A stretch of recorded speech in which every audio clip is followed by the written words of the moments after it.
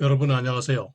매주 말 주간 세계 경제 탑 뉴스를 발췌 소개하고 제 의견을 곁들이는 위클리 토픽스 오브 글로벌 이코노미 편집자 정견만입니다. 네, 10월 13일자 위클리 토픽스 오브 글로벌 이코노미 진행하겠습니다.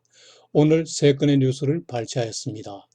오늘의 토픽은 미국과 중국이 제1단계 무역 협상을 성공하였는데 미국은 15일부터 시행하려던 관세 인상 5%포인트 인상 계획을 유보하고 중국은 대신 미국 농산물을 구매하기로 하였다는 CNBC 뉴스의 Trump says US has come to substantial phase one deal with China입니다.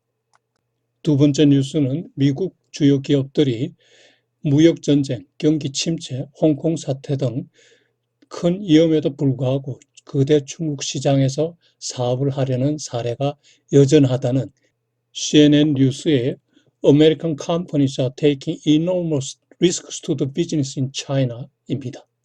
세 번째 뉴스는 작년 12월의 주가 급락 사태가 올해도 필히 재현될 것이라는 전문가의 주장을 실은 마켓워치사의 expert who called the 2008 crisis says repeat of December meltdown is inevitable입니다. 네, 오늘의 토픽. Trump says the US has come to substantial phase one deal with China. CNBC 보도 내용을 보시죠. 지난 금요일 트럼프 대통령이 미국과 중국이 매우 중요한 1단계 무역 합의를 하였다고 발표하였는데 미국은 10월 15일로 예정되었던 관세 인상 조치를 유예하기로 하고 대신 중국은 500억 브로치의 농산물을 사주기로 하였다고 미국 측이 발표했습니다. 트럼프에 따르면 2단계 합의도 거의 즉각 시작할 것이라고 얘기하는군요. 간단한 1단계 협상이 향후 무역 협상에 긍정적 시그널을 준 것으로 평가함에 따라서 주가가 크게 상승을 했습니다. 그런데 이번 협상 결과를 보면은 지난 5월 협상 결렬 시 당시 미국 재무장관과 무역 대표부 장관이 주장했던 내용과 거의 달라진 점이 없어요. 당시 트럼프 대통령이 일방적으로 거부했던 안을 이번에는 채택하게 된 거죠. 그리고 이번 머누친 재무장관이 발표한 내용 중에는 지난 8월에 결정했던 중국에 대한 환율 조작국 currency manipulator 지정 계획을 철회하기로 하였군요. 다행입니다. 허풍을 잘 뜨는 트럼프 대통령은 이번 협상이 과거 어느 때보다 웜업 필링을 넣겠다면서 협상이 잘 되면 자신이 직접 사인하겠다고 이렇게 트위터에 올렸군요. 한 외교 전문가는 이번 협상이 의회의 승인이 필요한 무역조약 트레이드 트리티가 아닌 인포멀한 어그리먼트이기 때문에 행정부는 향후 의회의 승인 없이 협상 내용을 연기하거나 취소 가능하다고 이렇게 주장하는군요. 의회 승인 절차가 없다는 데 대해서 트럼프가 아주 좋아하네요.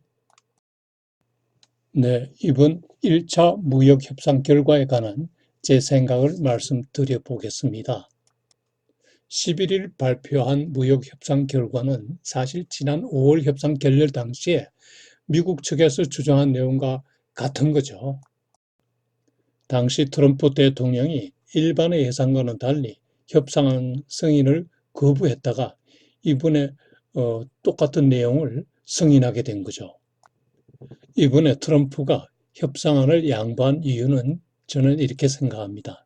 첫째, 관세 전쟁으로 인해서 미국 경제가 제조업을 중심으로 침체 우려가 높아지고 있기 때문이고, 둘째, 자기 지지층인 농민들의 노골적인 불만이 고조되고 있다는 겁니다.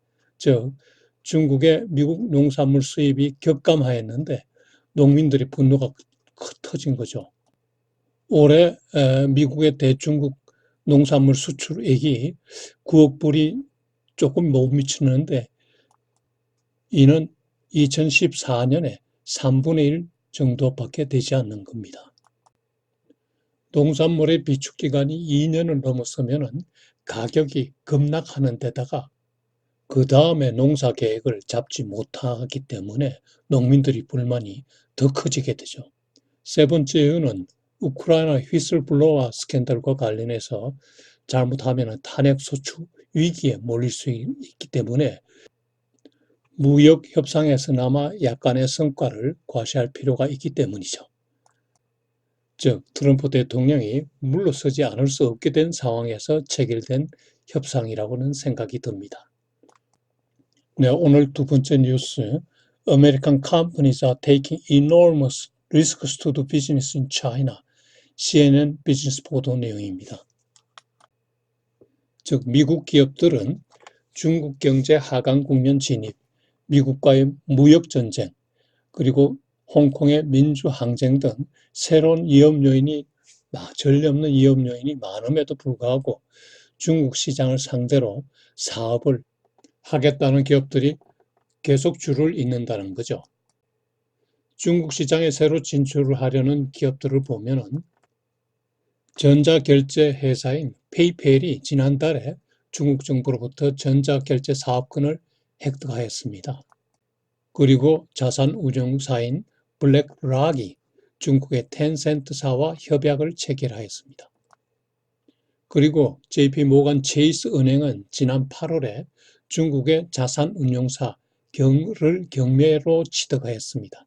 아직 최종 승인은 나지 않은 상태입니다.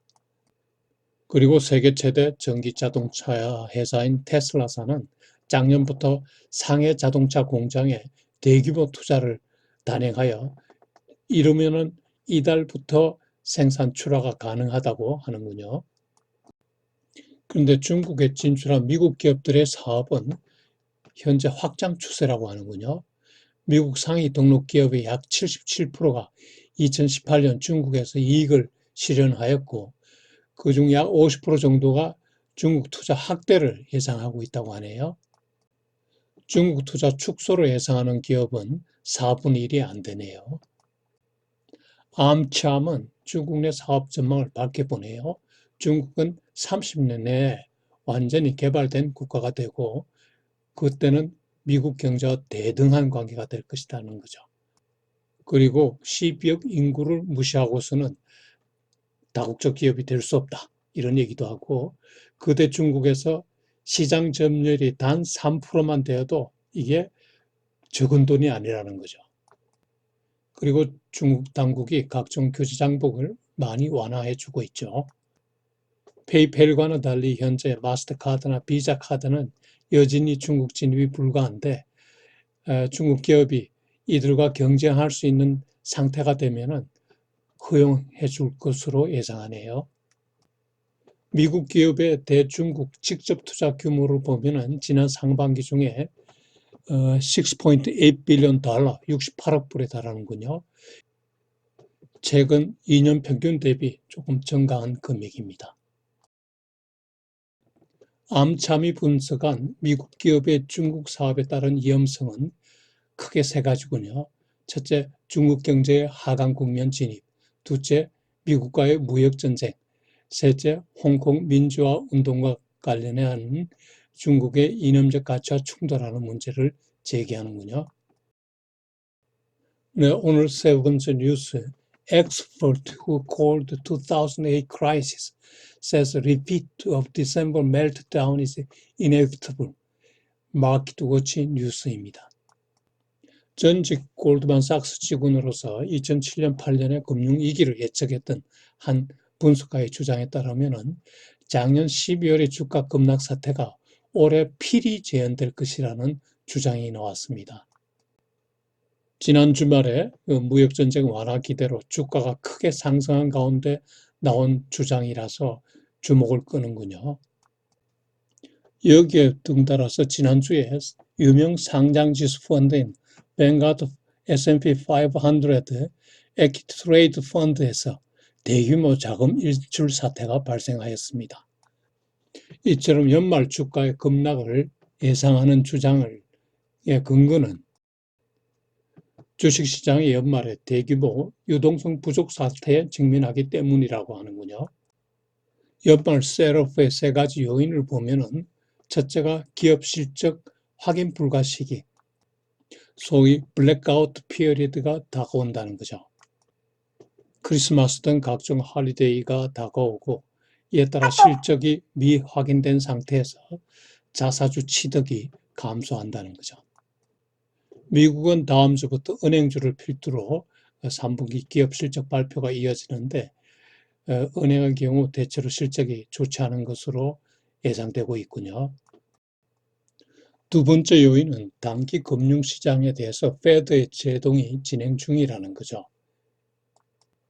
즉 연준이 단기 금융시장에서 과잉 통화 공급이 되지 않도록 일정 제한을 하기 때문에 결국은 기관 투자가의 시장 참여가 제한될 수밖에 없다는 거죠. 그리고 세 번째 셋오프 요인으로는 베이비 부모들의 개인 자산 처분이 급증할 거라는 겁니다. 이게 가장 큰 요인이라고 생각하네요.